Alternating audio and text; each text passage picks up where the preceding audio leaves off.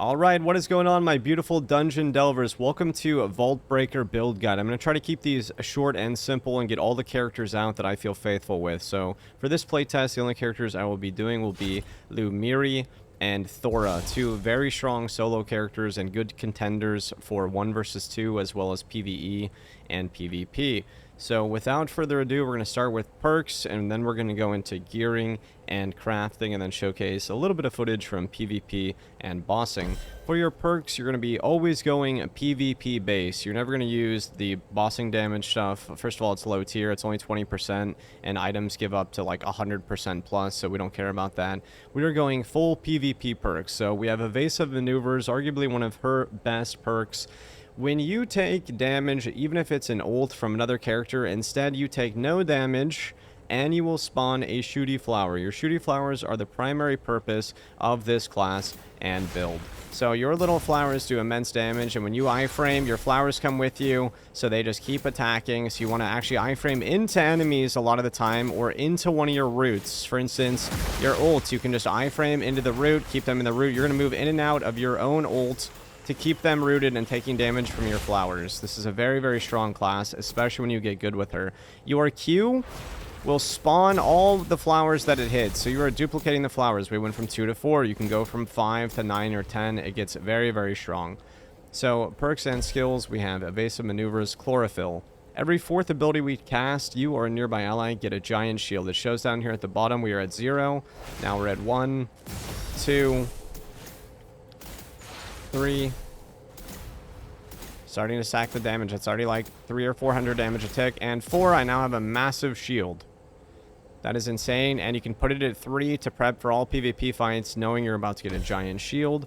Then we have Jungle Flowers. Your shooty flowers have increased range, so you can feel stronger from further away. You come over here, you keep kiting backward, and your flowers will continue to deal damage at range and length. Arguably, you can change out Jungle Flowers for something like Energizing Touch, where when you use your spacebar and hit a target, you get more energy, because when she gets max energy, she becomes empowered, and each of your abilities have their own empowerments, and they are all very, very strong. Especially your ult. This is more damage per tick throughout the duration. That is very, very strong. Your spacebar will explode, dealing an immense amount of damage, and your E will increase its AoE massively and root for longer. Probably, and arguably, in my opinion, your E is your least important empowered ability, as the root isn't that much longer, and you can it's already big enough to hit most players, especially if they're walking towards you. And then Q is a strong ability that increases damage and width, but again, you can usually just hit the enemies with that. So I would be going for probably your spacebar or your ult, depending on what you're doing. So those are your perks and skill breakdown. Now we're going to be going over your stats and gear. This is going to be attack damage and ability haste. AD and AH, you could probably sprinkle in there a bit of attack speed. Now keep in mind, a lot of things that you buy or craft will have secondary and tertiary stats.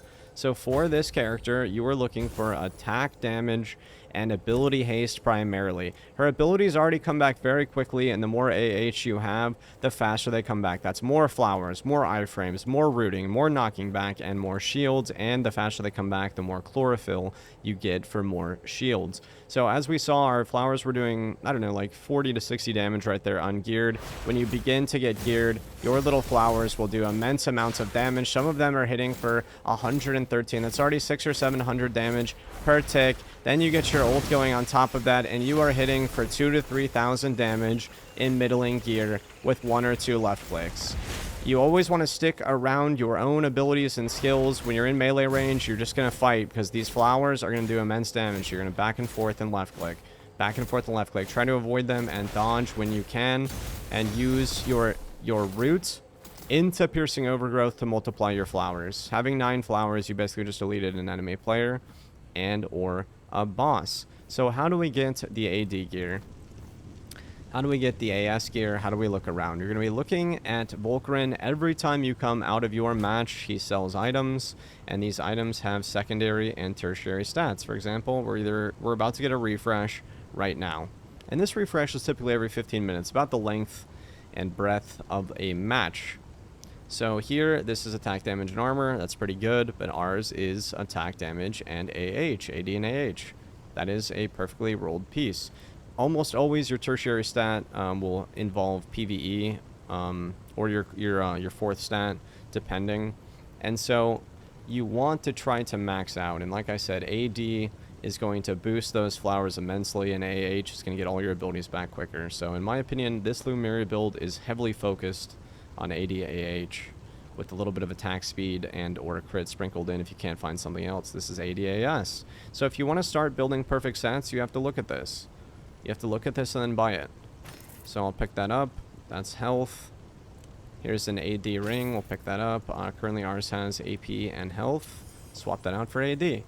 And then you start to build yourself secondary and tertiary sets in the bottom of your vault.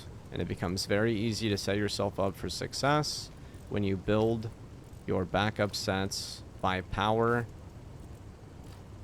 and slot.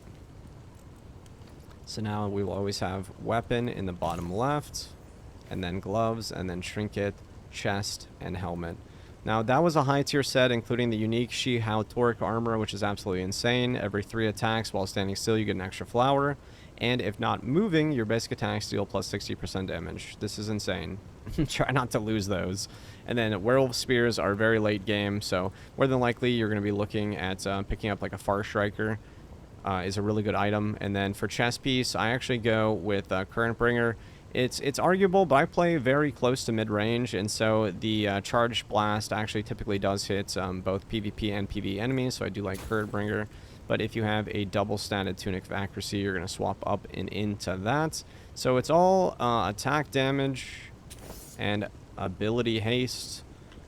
This has been a Lumiri build guide, skills, perks, and gear. Also keep in mind, that's buying gear. You can craft gear, and crafted gear is often best in slots. So for feet at blue and above, you are getting 20% move speed, which is just insane compared to the vendor 10%.